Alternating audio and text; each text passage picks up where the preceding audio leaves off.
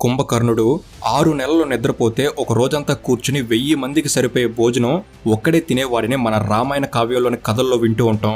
కానీ దాని వెనక కారణాలు మాత్రం చాలా మందికి తెలియదు. అసలు ఎవరి కుంభకర్ణుడు, ఈయన చరిత్ర ఏంటి, ఎందుకు కుంభకర్ణుడి ప్రవర్తన ఇలా ఉంటుంది అనే విషయాలను చూసినట్లయితే కుంభకర్ణుడు రావణుని తమ్ముడు.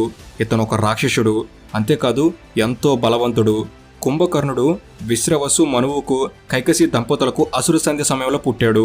కుంభకర్ణుడు బలి చక్రవర్తి మనవరాలు అయిన వజ్రజ్వాలను పెళ్లి చేసుకున్నాడు. ఇతనికి 2 కొడుకులు. పెద్దవాడి పేరు కుంభుడు, రెండోవాడి పేరు నికుంభుడు. ఇక కుంభకర్ణుడు 600 దానవుల పొడవు ఉండి మహాకాయుడు, అంటే చాలా పెద్దగా కనిపిస్తాడట.